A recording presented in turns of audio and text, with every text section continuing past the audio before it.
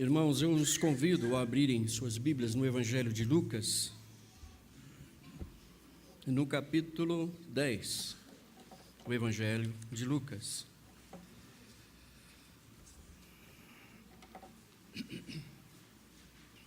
Nós vamos ler os versículos do 1 até o 7º, do 1 ao 7 e depois do 16 ao 20. Lucas 10, capítulo 10, versículos do 1 ao 7 e depois de 16 ao 20.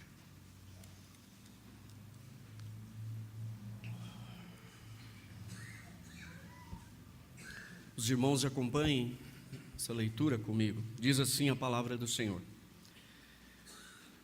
Depois disto, o Senhor designou outros 70 e os enviou de 2 em 2 para que o precedessem em cada cidade e lugar aonde ele estava para ir.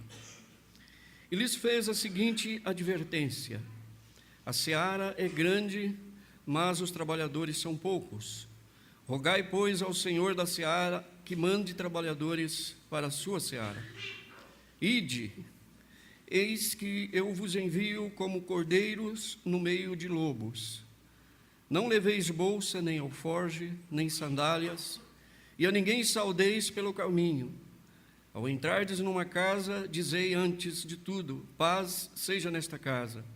Se houver ali um filho da paz, repousará sobre ele a vossa paz. Se não houver, ela voltará sobre vós. Permanecei na mesma casa, comendo e bebendo do que eles tiverem, porque digno é o trabalhador do seu salário. Não andeis a mudar de casa em casa. Dos versos 16 até o 20. Quem vos der ouvidos, ouve-me a mim, e quem vos rejeitar, a mim me rejeita. Quem, porém, me rejeitar, rejeita aquele que me enviou. Então regressaram os 70, possuídos de alegria, dizendo: Senhor, os próprios demônios se nos submetem pelo teu nome. Mas ele lhes disse: eu via Satanás caindo do céu como um relâmpago. Eis aí vos dei autoridade para pisar de serpentes e escorpiões, e sobre todo o poder do inimigo, e nada absolutamente vos causará dano. Não obstante, alegrai-vos, não porque os espíritos se vos submetem, e sim porque o vosso nome está arrolado nos céus. Oremos, irmãos. Senhor nosso Deus, nós estamos mais uma vez diante da Tua palavra, sendo, Senhor, palavra esta poderosa para conduzir nossas vidas, Senhor, no centro da Tua vontade.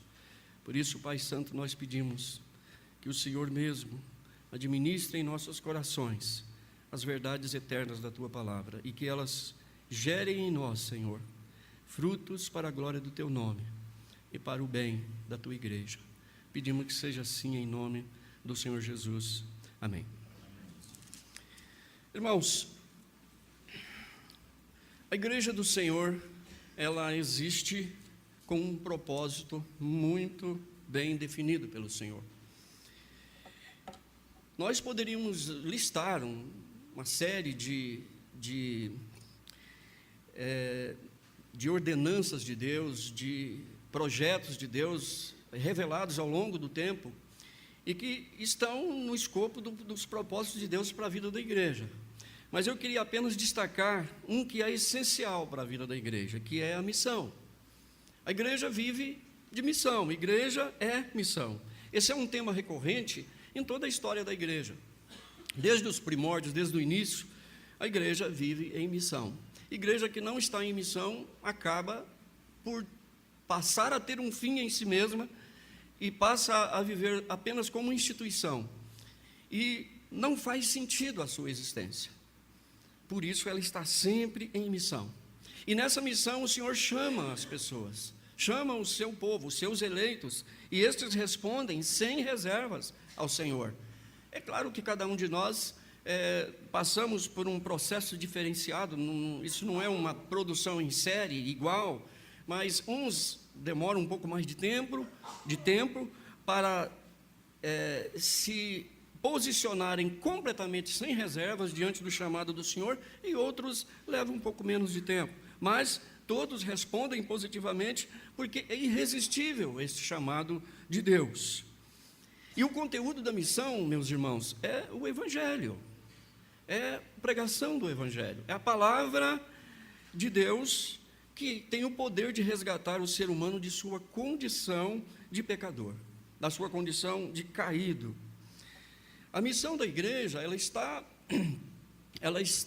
presente não apenas quando Jesus veio e iniciou ali toda uma igreja composta, já não mais com base numa raça, num sangue, mas um povo de Deus chamado de judeus e gentios. Ela está presente desde o início, desde os primórdios. Todos os nossos irmãos do passado, os grandes protagonistas da história de Deus no passado, estiveram em missão diante do Senhor, e nós não somos diferentes. Às vezes nós esbarramos exatamente no ponto, no fato, ou numa situação em que vivemos à procura de um modelo de missão. E às vezes nós criamos uma série de conceitos e ideias para nos entregar a missão. E nos esquecemos de que a Bíblia está cheia desses modelos de ponta a ponta. Este aqui é um. Dentro desse parâmetro de Jesus, nós temos aqui algumas coisas, alguns pontos muito interessantes a serem considerados. É claro que nós não podemos esgotar isso numa noite, ou num sermão, ou mesmo num estudo bíblico, ou num livro até, porque essas fontes são inesgotáveis, estão sempre sendo renovadas, né? Esta missão, ela existe no período em que nós estamos aqui vivendo neste mundo, como igreja do Senhor, e ela ocupa todo o espaço entre o projeto, o start do projeto de Deus de salvação, até a volta do Senhor Jesus Cristo. A igreja não pode parar com a missão. Portanto, enquanto o Senhor Jesus não vier, nós estamos em missão. Paulo, escrevendo aos Coríntios, ele diz que nós somos embaixadores do reino, representantes do reino. Falamos em nome de um rei e, portanto, temos responsabilidades para com isso. E a missão requer responsabilidade. À luz desse texto, irmão, nós vamos separar aqui alguns parâmetros, né? Ou mesmo algumas ideias que estão dentro do parâmetro do Senhor Jesus, revelado aqui neste texto, à luz desse texto apenas, sem considerar outras situações em que Jesus também comissiona os seus e os envia. Se nós reduzíssemos toda a visão de missão ou projeto de missão de Deus dentro apenas desse texto, estaríamos reduzindo os seus significados, porque a Bíblia está cheia destes exemplos. Mas à luz desse texto, nós podemos, num primeiro momento, dizer aqui que missão, nessa perspectiva, é arregimentar pessoas. Arregimentar pessoas. Dentro da reforma protestante, existe um resgate feito naquele tempo de reforma, que nós, às vezes, nos esquecemos um pouco dele, que é o sacerdócio universal dos santos, dos crentes em Cristo. Que todos nós estamos aqui a serviço do reino. Todos são embaixadores. Nem todos farão a mesma coisa, mas todos estamos a serviço de trabalhar em prol do reino de Deus. Jesus aqui desenha um quadro, ele fala de poucos trabalhadores, muito trabalho, e nós podemos encontrar aqui, subjacente a essa ideia, um tempo curto para que seja feito esse trabalho, e ao mesmo tempo uma causa muito importante a ser realizada, uma obra muito importante a ser realizada. Quando nós juntamos esses fatores todos, nós conseguimos compreender melhor o que acontece nesse episódio em que Jesus envia estes 70. Quando nós estamos trabalhando aqui esse texto, lendo o texto, a gente, quando começa a perceber o que está acontecendo aqui, a gente tem vontade de continuar lendo, né? A gente vai pesquisar os comentaristas e a gente vê que todos eles estão ali absorvidos pela ideia de trazer aqui à tona o que Jesus está fazendo aqui, e isso servir de parâmetro para a vida da sua igreja. Primeiro vem Jesus e trabalha, e fala, e prega a palavra, e diz a respeito da sua missão, do que ele veio fazer aqui. Depois ele trabalha os seus apóstolos, particularmente os 12, mas aqui ele amplia um pouco mais, e envia esses 70. Olha o que ele diz. Depois disto, nós precisaríamos aqui olhar um pouco aqui o que vem antes, né, para compreender essa sequência aqui, mas nós vamos chegar lá. O Senhor designou outros 70. Veja bem, ele os designou e os enviou de 2 em 2 para que precedessem em cada cidade e lugar onde ele estava para ir. Aqui nós temos aqui um dado que deve ser levado em consideração quando nós estamos tratando de trabalho. Esta igreja aqui, Igreja Presbiteriana Monte Sião, Jardim São Luís, nós estamos em missão aqui há alguns anos. Nós temos congregações em missão. Quem está no campo sabe como esse trabalho, às vezes, parece que está meio que patinando, mas Deus está agindo, Deus está trabalhando, Deus está sendo produzido fruto, os frutos estão ocorrendo, estão sendo produzidos, e nós às vezes não estamos percebendo. Mas nós não podemos perder a perspectiva de que nós estamos sempre a regimentar estes obreiros, porque há uma urgência do trabalho, há um trabalho, uma quantidade grande, enorme de trabalho, e, ao mesmo tempo, temos poucos trabalhadores. Ao falar com a mulher samaritana, Jesus diz, naquele contexto, ali em João, capítulo 4, versos 35 e 36, onde ele diz para os seus, dizendo aqui, olha, vocês dizem que falta algum tempo aí para a ceifa. Olha, levanta os olhos e vejam os campos brancos para a ceifa. E ele ali acrescenta um dado muito interessante, que os ceifeiros entesouram os seus frutos para a vida eterna. Ele está falando de um trabalho que tem um início, tem o seu preço a ser pago, mas é de um valor eterno. Muita gente, quando pensa em missão, pensa no Iraque, na Síria, em outros lugares, estes lugares também, mas nós estamos em missão na rua onde moramos, na escola onde estudamos, no lugar onde trabalhamos, enfim, por onde passarmos, nós carregamos sobre nós a responsabilidade de anunciar o Evangelho da salvação. Essa fala de Jesus sobre o samaritano nos faz acender uma luz, né, uma ideia associada com esse texto que nós lemos aqui em Lucas 10, de que esse trabalho tem uma urgência, e além dessa urgência, se faz necessário que aqueles que são chamados o façam.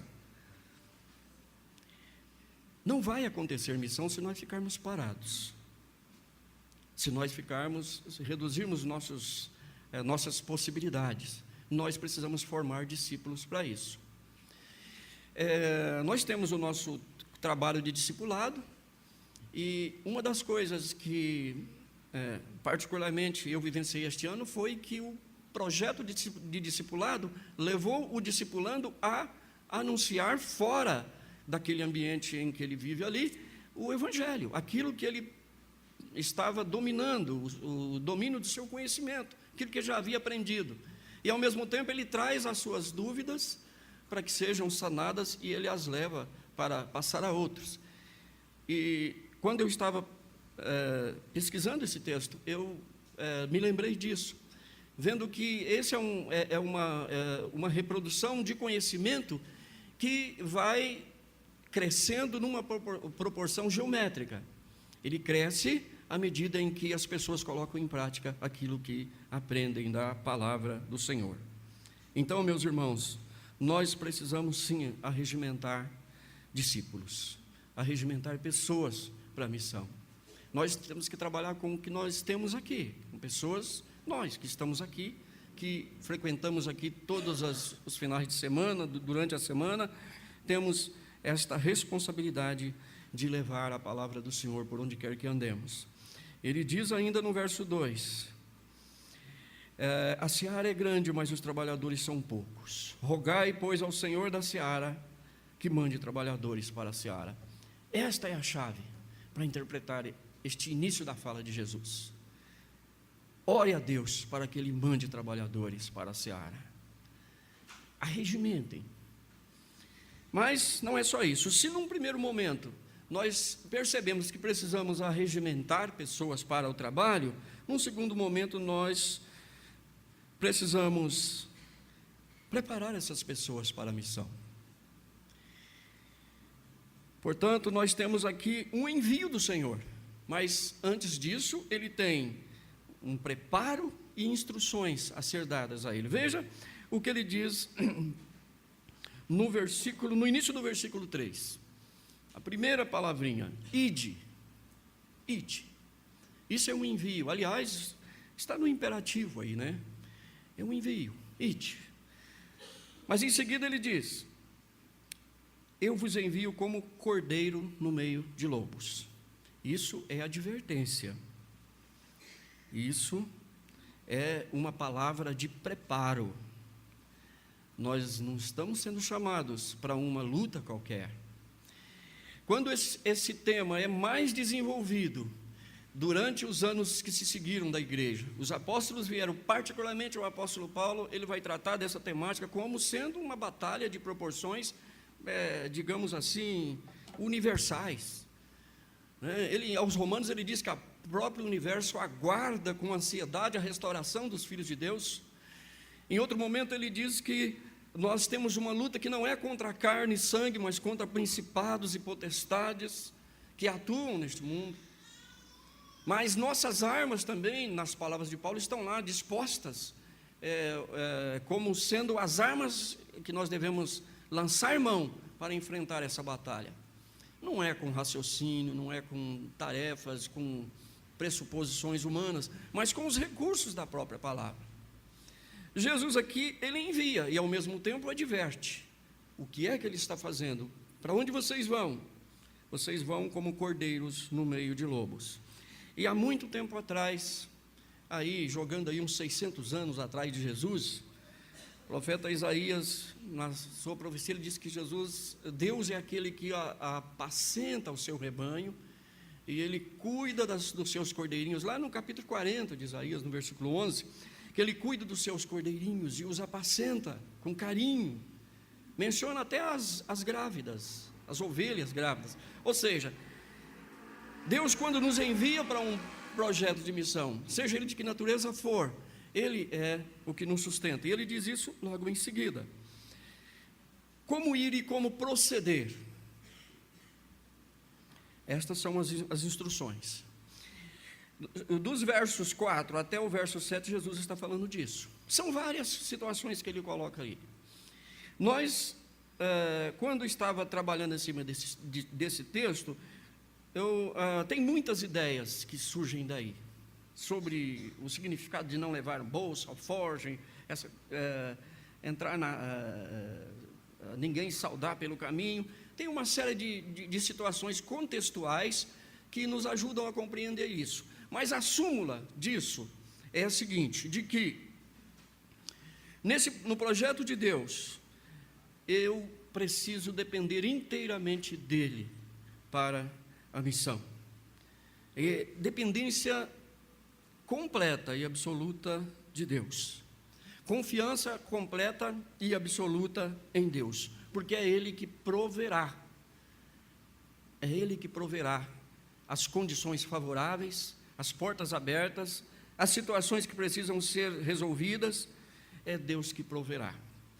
E aqui vale citar um exemplo, que não trata de envio de pessoas, mas trata de uma situação de fé, em que a fé ali é um elemento que sustenta a ação de um personagem bíblico, que é Abraão, quando ele leva o seu filho para o sacrifício no Monte Sião, no Monte Moriá. O menino vê ali todos os elementos do sacrifício. Ele vê a faca, a lenha, Ele vê ali que um sacrifício vai ser feito, mas onde está o cordeiro?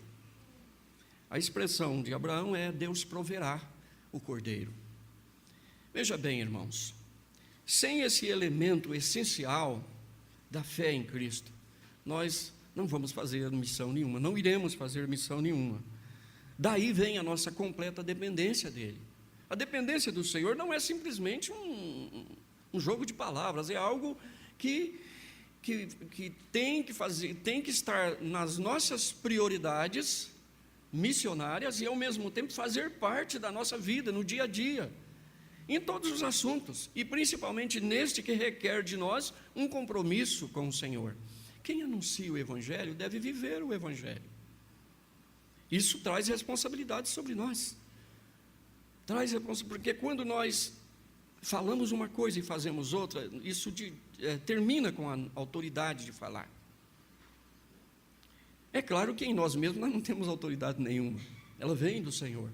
Por isso aqui essas dependências, todas do Senhor, esta é a súmula da fala de Jesus, a dependência inteira do Senhor. Porque Deus vai prover lá o lugar que ele vai ficar, a casa, o que ele precisa, o segundo par de sapato que ele precisa, o pão que ele precisa para se alimentar. Deus vai prover essas condições para que ele faça a missão para a qual Deus a designou. E é importante lembrar que ela precisa mesmo ser designada por Deus, porque é Deus que nos conduz para o trabalho missionário. Às vezes, quando nós entregamos um folheto para alguém, a gente faz isso de forma mecânica, né? Passa assim, diz algumas coisas. Normalmente nós temos uma forma de colocar isso, cada um tem uma, mas resumindo, elas convergem para o mesmo sentido, mas nós devemos pensar sobre isso. Porque pode ser que naquele momento alguém levante uma questão, alguém faça uma pergunta, alguém esteja precisando de algo mais do que um folheto, de uma palavra que vá além daquela que está ali no folheto. Eu preciso estar pronto para isso. Por isso, nós entendemos que dentro do parâmetro aqui, à luz desse texto, nós, ao enviarmos, arregimentarmos as pessoas para a missão, nós devemos prepará-las para o envio, para serem enviadas. E nós fazemos isso, tem muitas maneiras de fazer isso. Nós temos agências, agência missionária tem cursos para isso, que pode preparar as pessoas para que façam o seu trabalho com mais facilidade. Mas existem alguns elementos que não vêm dessa fonte, vêm do Senhor, e que estão exatamente nesses três níveis: a dependência dEle, confiança nele, e uma absoluta dependência da fé no Senhor. É o elemento da fé. Não é por força e nem por violência, mas é a ação do Espírito. É a ação do Espírito que faz com que a pessoa é despertada da morte. Portanto, nós somos instrumentos de Deus na ação missionária. Somos instrumentos que Deus quer usar, e nós precisamos estar dispostos a sermos usados plenamente, como disse lá no início, sem reservas, completamente sem reservas, para que seja possível eu efetivar, enfim, o projeto que Deus colocou nas minhas mãos, na mão de cada um dos irmãos. Uma vez uma pessoa disse assim: estou evangelizando o meu marido, já há tantos anos, mas não tem resultado nenhum. Mas ela não sabia que havia sim resultados. O marido é que era mesmo uma pedra bruta, né? Era duro como pedra e resistia muito àquilo. Até o dia em que ele não conseguiu mais resistir à graça de Deus, e ela viu os resultados. E ele pôde colocar todos os momentos em que a sua vida, a vida da sua esposa, o impactou dessa forma. E isso fez com que ele começasse a pensar, ou a repensar sua vida, e a pensar na possibilidade de uma mudança.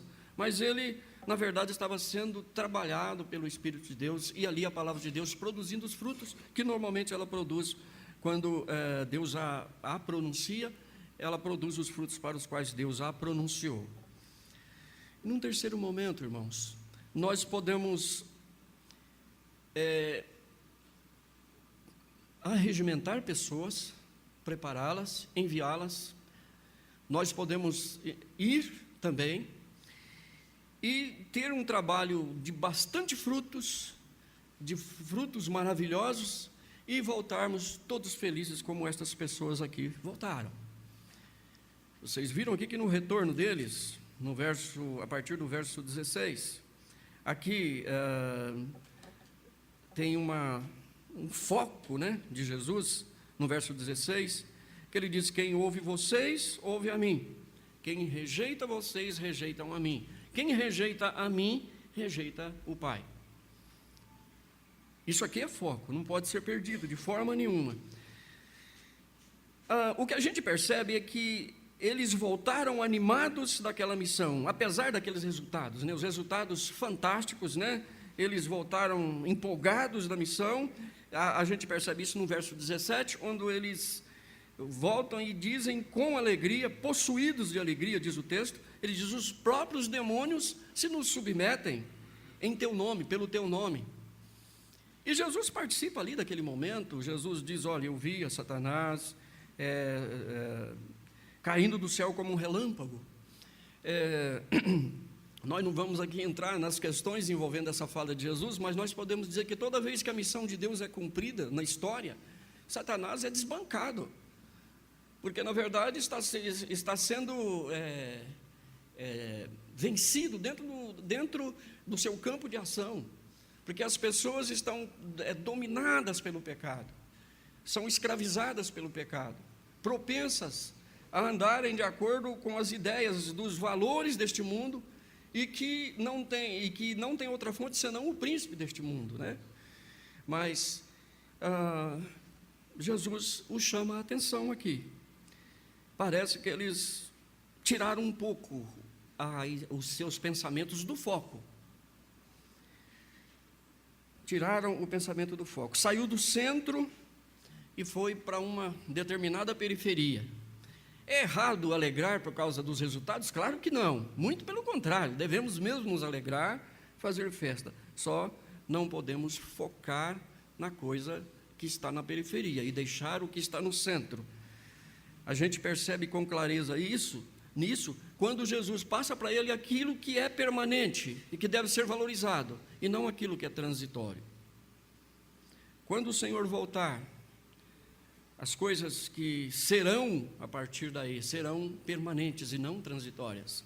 Algumas coisas que nós conhecemos hoje, a nossa salvação eterna, a nossa relação gloriosa, maravilhosa com Deus, é de valor e de duração eterna.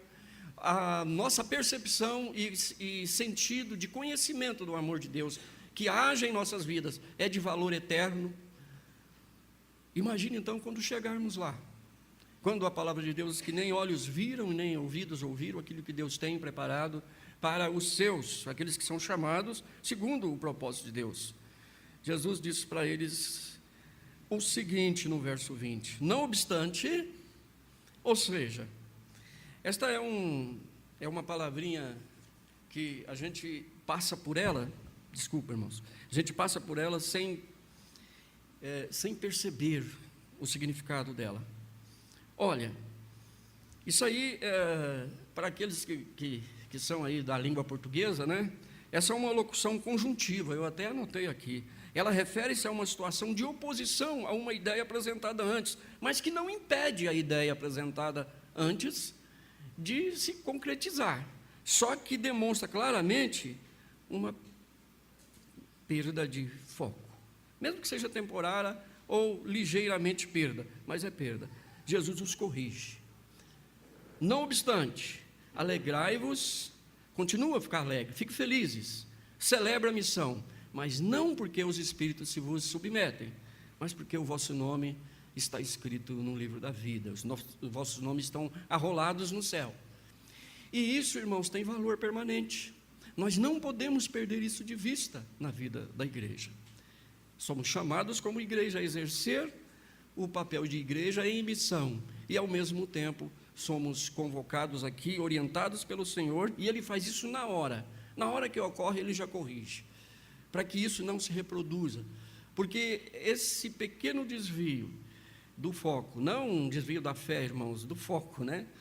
A alegria por um motivo que é transitório, Ele traz ele para uma alegria que por um motivo que é eterno, de duração eterna. Isso não vá se reproduzindo e vá criando e passe a criar uma ideia errada dos valores que eu tenho que ter quando eu estou tratando do assunto anunciar o Evangelho, que é missão. O inimigo é desbancado toda vez que o Evangelho é anunciado, e nós sabemos que a vitória do Senhor é certa. Nós sabemos que essa vitória não tem como ela mudar o seu destino final, mas nós, enquanto estamos aqui, estamos em luta. Estamos em luta, e essa luta é constante, não podemos permitir qualquer desvio.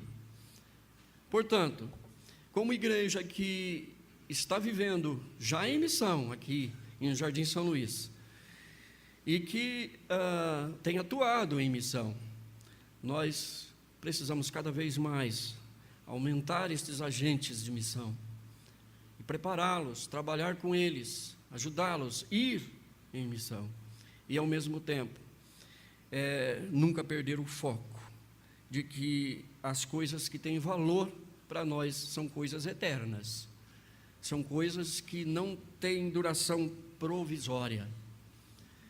E, mais uma vez, citando Paulo, quando ele fala sobre o amor, lá na primeira carta de Coríntios, capítulo 13, né, que é algo de valor permanente e algo que é eterno, que permanece para sempre, ele diz que quando se revelar aquilo que é perfeito, então eu verei claramente, eu compreenderei claramente todas as coisas, inclusive compreenderei a mim mesmo, como eu verei a mim mesmo como Ele me vê. Porque nós temos dificuldades até aí. O regozijo pode estar sim no nosso meio, a alegria, mas deve estar no centro do foco da missão de Deus. E este foco é a pregação do Evangelho. E a pregação do Evangelho traz como mensagem a morte do Senhor Jesus na cruz, que deu a vida por nós. Nós não pregamos outra coisa. Como diz Paulo, resolvi nada saber entre vós a não ser Cristo e Cristo crucificado.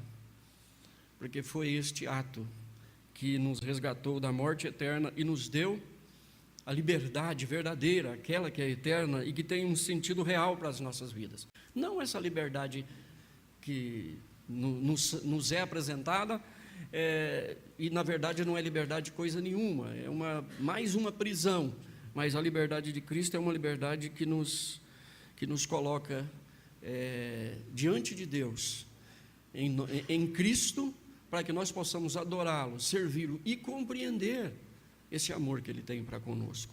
Senão nós não cantaríamos aqui o que nós cantamos hoje, algumas letras que nós falamos hoje, algumas expressões. Ou faríamos isso da boca para fora, o que não é bom, né?